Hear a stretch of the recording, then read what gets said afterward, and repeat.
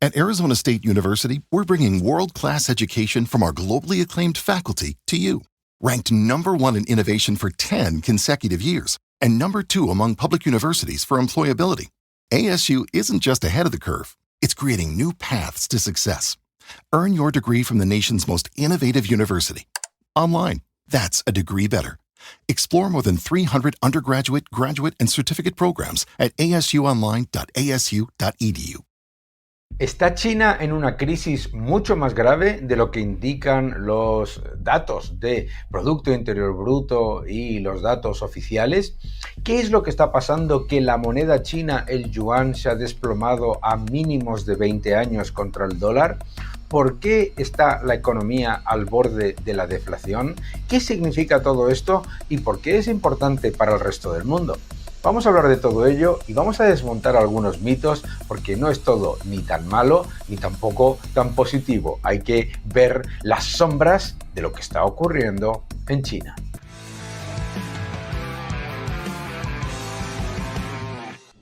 Hola a todos y bienvenidos a mi canal. Muchísimas gracias por suscribiros, gracias por dejar vuestros comentarios y muchas gracias por darle un me gusta a este vídeo. El nuevo orden económico mundial es el título de mi nuevo libro y lo tenéis disponible ya a la venta en cualquiera de vuestras tiendas online o físicas favoritas. Y lo más importante, el nuevo orden económico mundial lo que hace es hablar sobre lo que está ocurriendo tanto a nivel económico como geopolítico, tecnológico y energético. El nuevo orden económico mundial. Las autoridades chinas han puesto en marcha un programa muy potente para intentar revitalizar el consumo de las familias chinas. Veréis, la economía china no es como cualquier otra economía. Tiene un montón de ahorro privado, las familias gastan muy poco y el gobierno chino está intentando que aumente el consumo interno para no depender tanto de las exportaciones. Además, si se aumenta el consumo interno, ¿qué es lo que pasará también? Obviamente que con ello la moneda tendrá más solidez y la percepción sobre los riesgos de sobrecapacidad de la economía serán menores. Algo absolutamente correcto. ¿Cuál es el problema? Vamos a ver algunos datos. Efectivamente, si miramos los datos del IPC de China, lo que podemos ver es que China se puede encontrar en un riesgo de deflación. Los datos de los precios, si los miramos uno por uno, reflejan una debilidad prácticamente estructural que se ha dado durante un tiempo. Pero no podemos olvidar algo muy importante. Esto de el riesgo de deflación es una idiotez de los consumidores, de las economías, de ese sistema keynesiano. Es decir, son los economistas keynesianos los que te tienen que decir que te tienes que proteger contra la deflación. Eso no es cierto. ¿Por qué? Porque cuando miras, por ejemplo, pues la subida de los precios en lo que son los elementos esenciales de la economía, es decir, lo que no te está dando una imagen de que la economía esté en un grave problema, pues oye, pues está muy controlada. Por lo tanto, lo primero que tenemos que darnos cuenta es que el concepto de combatir la deflación es un concepto keynesiano que solamente tiene como objetivo perjudicar a los consumidores y disfrazar los riesgos y los desequilibrios estructurales de los gobiernos. Por lo tanto, a mí no me preocupa que los precios en China no estén subiendo. De hecho, no creo que haya ningún consumidor chino que esté preocupado de que los precios no suban, ¿de acuerdo? Porque puedes tener una economía mucho más productiva y, sin embargo, no ocurre eso. Sí me preocupan otras cosas. La renta disponible de las familias chinas es verdad que ha estado subiendo de manera absolutamente espectacular durante los últimos años, pero sigue siendo muy baja. En dólares estamos hablando de unos 7.400, 7.500 dólares. Y esto es para las familias en las ciudades, ¿no? En el sistema urbano. Bien, estamos hablando, por lo tanto, de que la razón por la que el gobierno está intentando que aumente el consumo va por varios factores. Aquí tenéis la evolución del yuan, la moneda china, que se ha desplomado a mínimos de casi de más de 20 años y contra el dólar, y además está a mínimos de donde estaba en el año 2014. Aquí tenéis el índice del dólar y aquí tenéis el índice del yuan. Lo que está intentando el gobierno chino es una combinación, la verdad, muy compleja, y como economista debo decirlo. ¿Por qué? Porque lo que está intentando es, por un lado, que haya un aumento del consumo, una mayor utilización del yuan y además un mayor aumento del dinamismo de la economía. Aquí podéis ver cómo la financiación del sistema en agregado pues es relativamente estable, está creciendo de manera importante, pero viene fundamentalmente, como podéis ver, de una enorme cantidad de aumento de la deuda pública. Sin embargo, en lo que son la financiación a las empresas, fijaos lo curioso de todo esto. Si vemos la financiación de las empresas, pues la verdad es que es muy pobre y está muy debilitada. Eso no quita, por supuesto, que además hay otros factores bastante difíciles, como son los préstamos en moneda extranjera. Otro gran problema de China, que es el tener lo que son controles de capitales. Bien, pues el tema de la financiación es un talón de Aquiles. La financiación no está aumentando, las empresas no está aumentando lo que debería para una economía que crece al 5%. Las empresas no están tomando la cantidad de crédito que se imagina uno para una economía tan potente y las familias tampoco. La renta disponible está subiendo, pero está muy por debajo de los niveles de países y de economías que podríamos llamar desarrolladas. Y el yuan se ha desplomado contra el dólar a mínimos de 20 años. Bien, y eso todo en un entorno en el que la masa monetaria global está creciendo, es decir, en el que el mundo del crédito mundial está aumentando de manera importante. ¿Qué es lo que nos dice todo esto? Esto nos dice varias cosas. Vamos a ver. ¿Por qué el consumo en China es tan débil y qué es lo que está intentando hacer el gobierno? El gobierno le está intentando potenciar el consumo interno, pero el consumo interno es uno de los talones de Aquiles de la economía china, porque por un lado la renta disponible de las familias es muy baja, por otro lado el nivel de ahorro es muy alto por la falta de, colchones y capacidad de acceder a un sistema financiero abierto, y por otro lado, por supuesto, porque la mentalidad de los ciudadanos chinos no es la de atesorar cosas que consumimos y aumentar el consumo simplemente por comprar cosas, ¿verdad?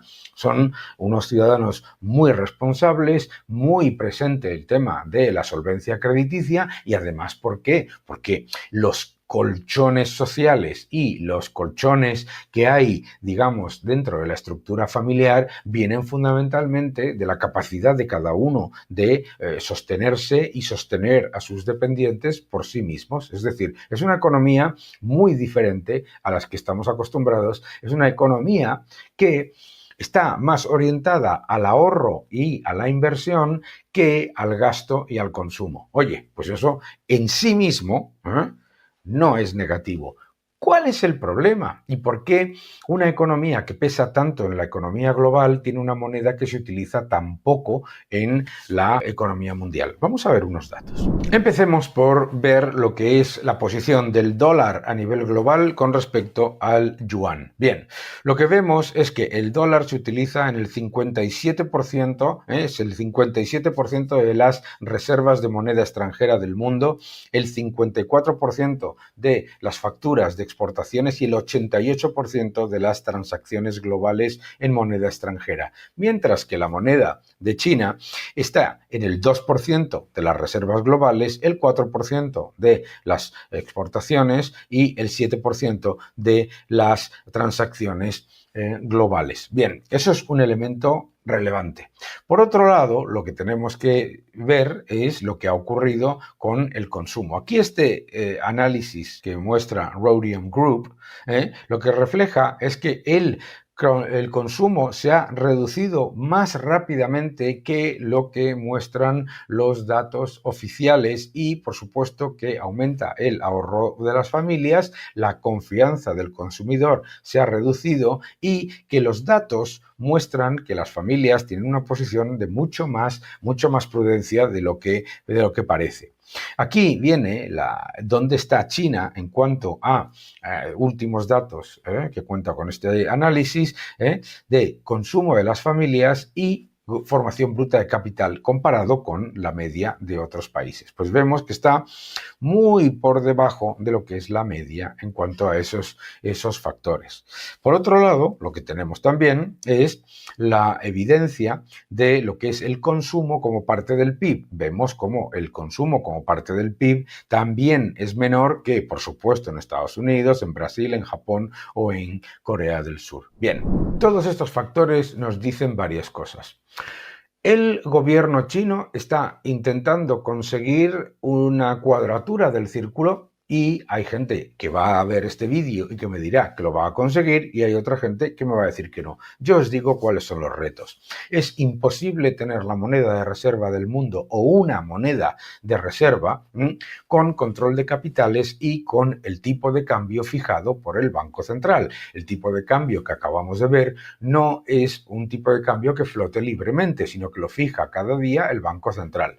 Control de capitales significa que el gobierno y en el sistema financiero está extremadamente controlada la entrada y salida de capitales del país. No se mueven libremente, no se pueden sacar dólares y no se puede transaccionar de esa manera.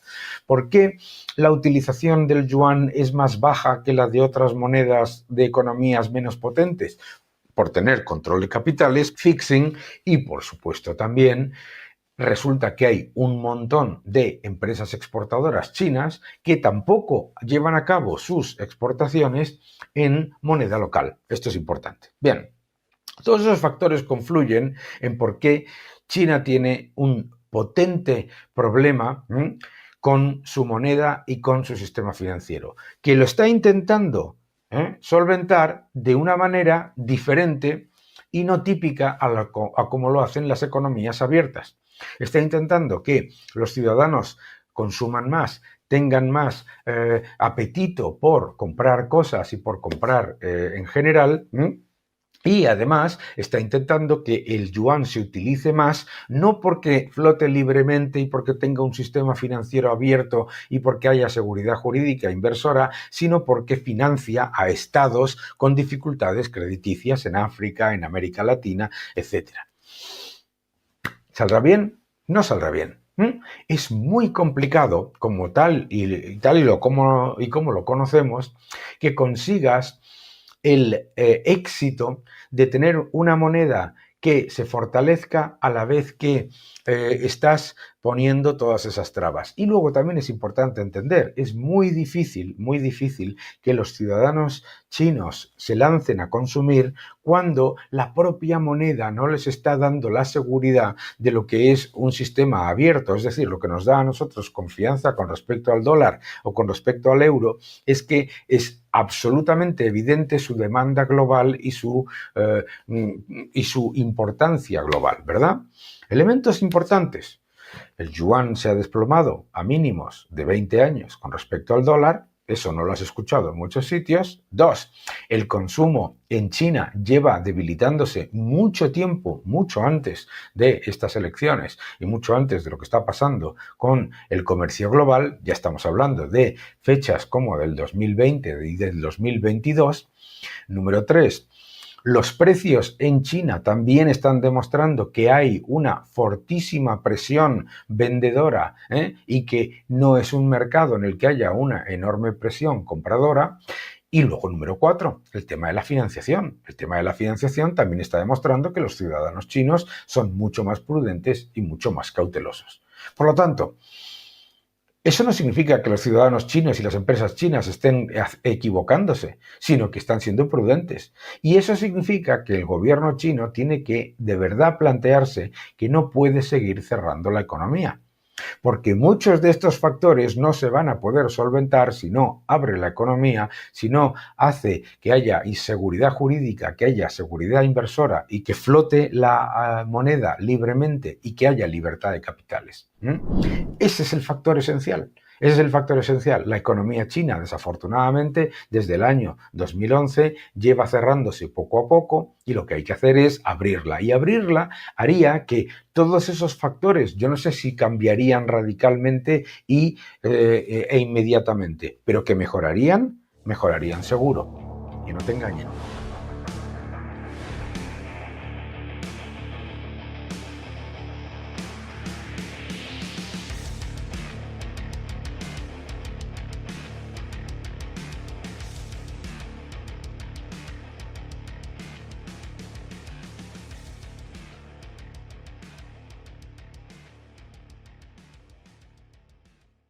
At Arizona State University, we're bringing world-class education from our globally acclaimed faculty to you.